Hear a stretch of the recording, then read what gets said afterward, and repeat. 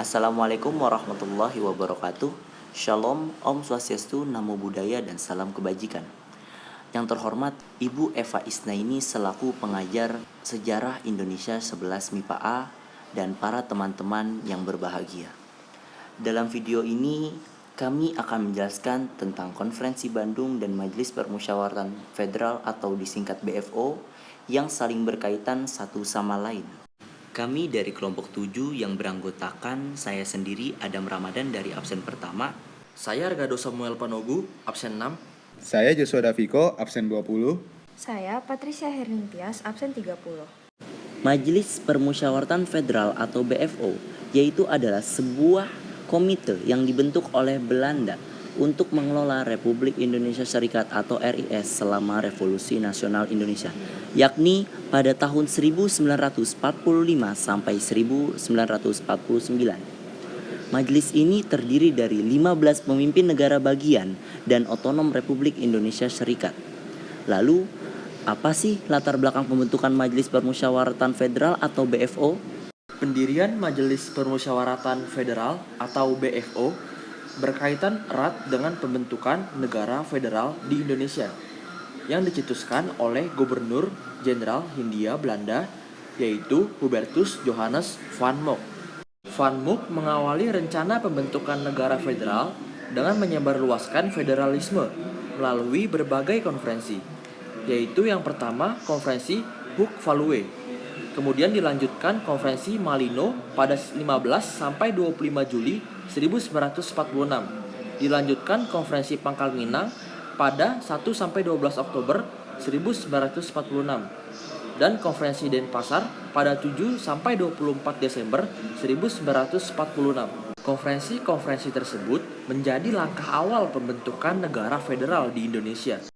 Van Mock kembali mengadakan konferensi untuk mewujudkan rencananya, yaitu membentuk NIS. Konferensi ini diadakan di Bandung tanggal 27 Mei 1948 di Gedung Parlemen Negara Pasundan.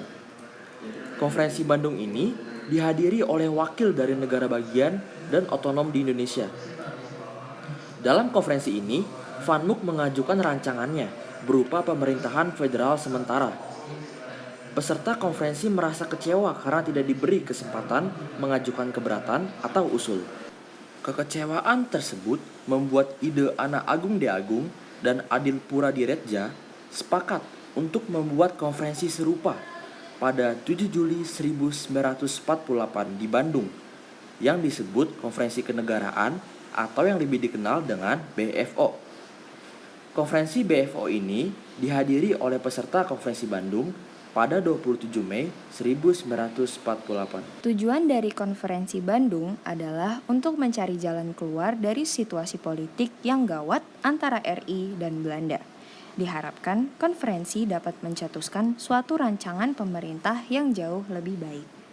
Nah, setelah terbentuknya BFO, majelis ini sering mengadakan dan ikut serta dalam berbagai konferensi. Yang pertama pada tanggal 7 Juli 1948, konferensi ini yang menjadi awal mula pembentukan BFO di Bandung.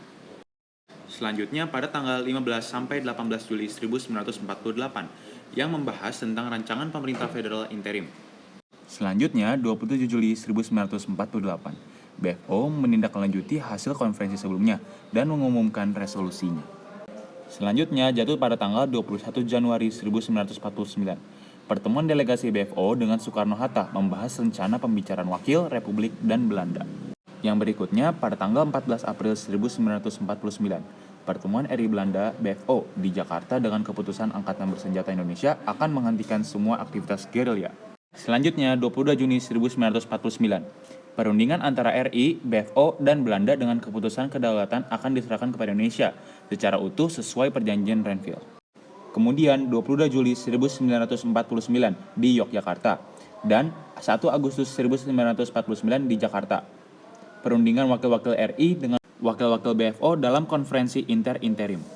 Berikutnya pada tanggal 23 Agustus 1949, konferensi meja bundar atau KMB digelar dan berakhir pada 2 November 1949 dengan terbentuknya RIS. Dan yang terakhir 14 November 1949, wakil dari semua anggota BFO dan pemerintah Indonesia menandatangani konstitusi RIS.